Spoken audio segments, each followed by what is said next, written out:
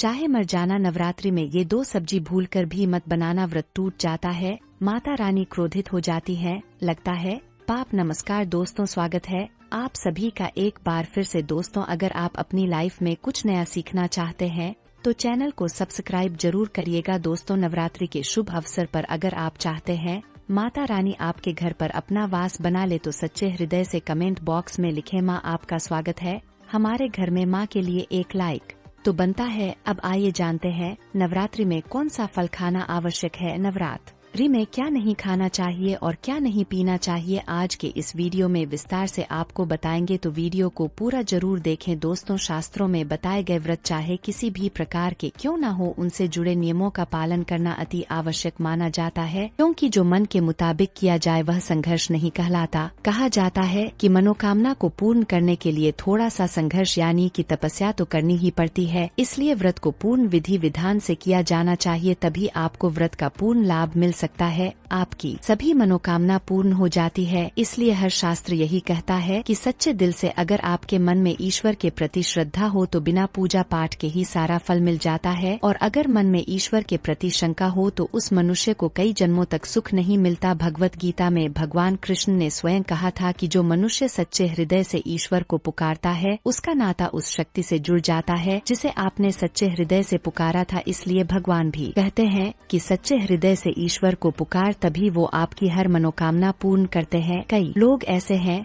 जो भगवान के सामने घंटों पूजा पाठ करते हैं, अपना रोना रोते हैं, फिर भी भगवान उनकी नहीं सुनते। दरअसल जब आप सच्चे मन से ईश्वर को पुकारते ही नहीं है तो भला वह आपकी पुकार कैसे सुनेंगे। दोस्तों, यह तो थी वो बातें जो भक्त और भगवान के बीच की है। अब हम जानते हैं नवरात्र के दौरान क्या नहीं खाना चाहिए, क्या नहीं पीना चाहिए और कौन सा फल खाने से व्रत संपूर्ण और सफल हो जाता है। लेकिन उससे पहले आपसे रिक्वेस्ट करते हैं कि वीडियो को लाइक जरूर करिएगा, दोस्तों को शेयर कर दीजिएगा, और अगर आपने अभी तक चैनल को सब्सक्राइब नहीं किया है तो चैनल को सब्सक्राइब करके बेल आइकन जरूर दबाइए। दोस्तों, नवरात्रि के दिन सेब जरूर खाना चाहिए। शास्त्रों में बताया जाता है कि भगवान के भोग में सेब आदि जरूर अर्पित किए जाते हैं। अगर आप व्रत रख रहे हैं तो आपको सेब जरूर खाना चाहिए। इसके अलावा केला, पपीता, तरबूज और मीठे अंगूर भी जरूर खाने चाहिए। इन फलों से व्रतधारी को शक्ति मिलती है और व्रत सफल संपूर्ण हो जाता है। शास्त्रों में बताया जाता है कि नवरात्रों के दिनों में सीताफल जरूर खाना चाहिए। सीताफल खाने से 10 ऐसी बीमारियां हैं जो खत्म हो जाती है। माना जाता है कि नवरात्र के दिनों में सीताफल का घर में प्रवेश होना बड़ा ही शुभ कारक होता है। सीताफल खाने से नवरात्रि का व्रत सफल हो जाता है, क्योंकि इसमें माता सीता का आशीर्वाद मिला हुआ होता है। नवरात्रि के दौरान इसे जो भी खाता है उसे दुखों का सामना नहीं करना पड़ता, तो नवरात्रि पर सीताफल आपको जरूर खाना चाहिए। नवरात्रि में देवी दुर्गा के उपासक को नींबू और कटहल ना तो खाना चाहिए और ना ही इसे काटना चाहिए। दोस्तों, नवरात्रि में व्रतधारी को डब्बा बंद लस्सी, डब्बा बंद जूस आदि नहीं पीने चाहिए, उसमें कई केमिकल मिले होते हैं जिसके कारण आपका व्रत टूट सकता है। जब भी आप फलों का जूस पिए तो याद रखें उसमें नमक न डालें, नहीं तो व्रत टूट जाएगा। साथ ही साथ जूस में बर्फ भी नहीं डालना चाहिए। फलों का सादा जूस पीने से व्रत सफल होता है।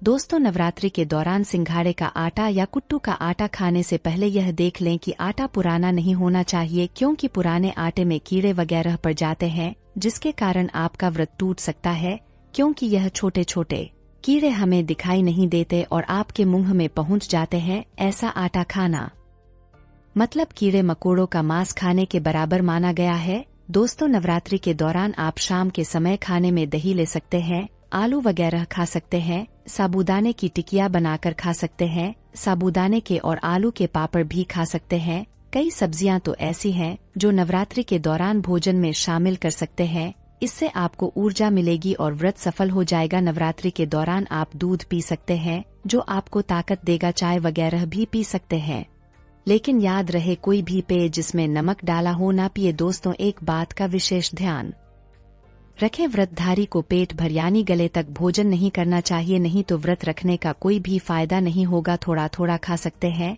कई लोग भूख मिटाने के लिए तंबाकू चबाते हैं, यह गलती व्रत के दौरान बिल्कुल न करें, व्यसन से व्रत खंडित होता है।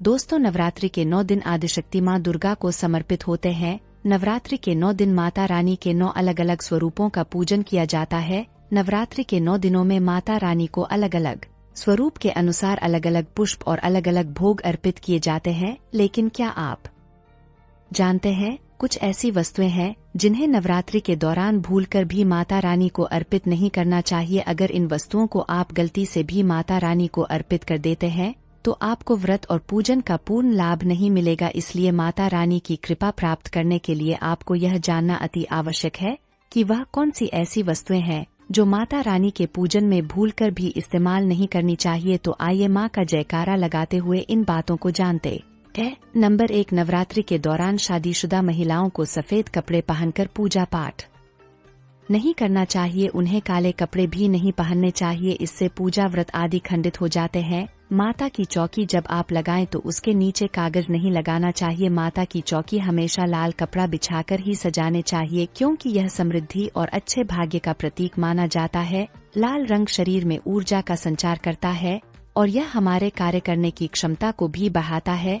हमेशा याद रहे, नवरात्रों के 9 दिनों में व्रतधारी को अपना आसन माँ की चौकी के आगे ही लगाना चाहिए और वहीं पर आपको सोना चाहिए। मंदिर को नवरात्रों के दौरान अकेला नहीं छोड़ा जाता, इसे बहुत ही अशुभ माना जाता है। इससे दुर्गा माँ नाराज हो जाती है और हमेशा के लिए चली जाती है। नंबर 2, नारियल। हिंदू धर्म में नारियल को समृद्धि, धन, श्रद्धा और सम्मान का सूचक माना जाता है। नारियल को श्रीफल भी कहा जाता है।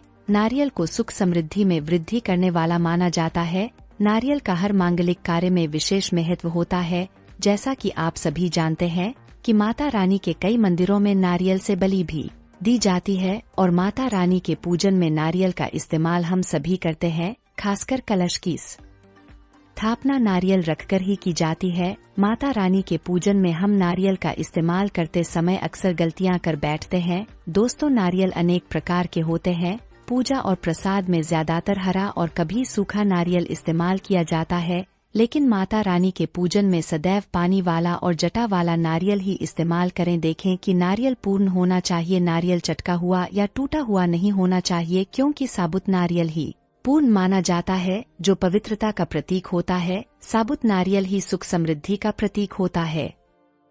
साबुत नारियल को ही श्रीफल यानी कि माँ लक्ष्मी का फल कहा जाता है। नवरात्रि में माता रानी के कलश की स्थापना करते समय जटा वाला यानी पानी वाला नारियल ही कलश पर स्थापित करना चाहिए। साथ ही यह ध्यान रखना चाहिए कि नारियल को सदैव कलश के ऊपर लेटा कर रखना चाहिए। घट स्थापना करते समय कभी भी नारियल को खड़ा करके नहीं रखा जाता, नारियल को दब लेटा कर कलश के ऊपर रखा जाता है।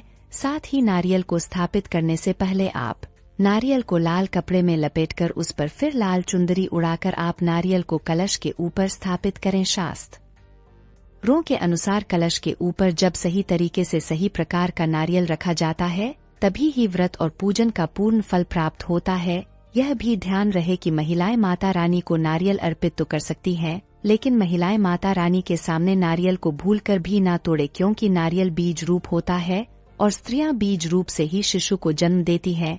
इसलिए कभी भी महिलाओं को नारियल नहीं तोड़ना चाहिए। नंबर 3 है लौंग। दोस्तों, माता रानी के पूजन में लौंग का इस्तेमाल किया जाता है, लेकिन कई लोग लौंग का इस्तेमाल करते समय एक बहुत बड़ी गलती कर बैठते हैं। हमेशा ध्यान रखना चाहिए कि माता रानी को सदैव फूल वाली लौंग ही अर्पित करनी चाहिए। जिस लौंग के ऊपर फूल नहीं होता या फिर जिस लौंग के पीछे डंडी नहीं होती, उसका आप माता रानी के पूजन में भूलकर भी इस्तेमाल न करें। फूल वाले लौंग को ही पूर्ण माना जाता है और माता रानी के पूजन में कोई भी अपूर्ण वस्तु, कोई भी खराब वस्तु या टूटे हुए अक्षत इस्तेमाल नहीं करने चाहिए। इसलिए सदैव माता रानी के पूजन में साबुत लौंग का ही इस्तेमाल करें। नंबर 4, तुलसी के पत्ते अर्पित नहीं करने चाहिए। माँ दुर्गा के पूजन में तुलसी पत्र का इस्तेमाल करना वर्जित माना जाता है। तुलसी पत्र के अलावा आंवला भी माता रानी को अर्पित नहीं करना चाहिए और दुर्वा भी माता रानी को अर्पित नहीं करनी चाहिए। दुर्वा भगवान गणेश को अति प्रिय है।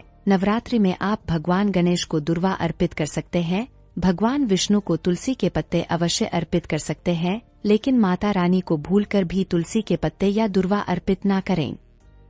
माता रानी को सफेद फूल भी अर्पित ना करें। माता रानी को सदैव लाल रंग के फूल अर्पित करने चाहिए। लाल रंग के फूल माता रानी को अति प्रिय है। खासकर माता को गुड़हल और कमल फूल अति प्रिय है। ध्यान रखें कि नवरात्र अनुष्ठान में शास्त्रों के अनुसार कनेर, धतूरा और मदार के फूल वर्जित होते हैं। शास्त्रों में बताया जाता है कि घर में माता रानी की 2 या 3 मूर्तियां या फोटो नहीं होने चाहिए। इस बात का भी आप विशेष ध्यान रखें कि माता रानी के पूजन में किसी भी खंडित चीज का इस्तेमाल न करें, जैसे कि चटका हुआ या टूटा हुआ दीपक या फिर चटका हुआ कोई बर्तन। साथ ही यह भी ध्यान रखें कि चाइना ग्लास के और प्लास्टिक के बर्तन आप माता रानी के पूजन में इस्तेमाल न करें, क्योंकि चाइनीज बर्तन हड्डियों के पाउडर से मिलकर बनते हैं, तो ऐसा न करें। ऐसे बर्तनों को माता रानी के पूजन से सदैव दूर रखें। माता रानी को जो पुष्प अर्पित कर रहे हैं उन्हें सूंघ नहीं, सूंघ हुए फूल, गिरे हुए फूल या फिर मुरझाए हुए फूल माता को अर्पित न करें। कमेंट बॉक्स में लिखें जय माता दी। उम्मीद करते हैं आपको जानकारी पसंद आई होगी। ऐसे ही अच्छी जानकारी दिलाने वाले वीडियो देखने के लिए चैनल को सब्सक्राइब करें, बेल आइकन को प्रेस करें। धन्यवाद।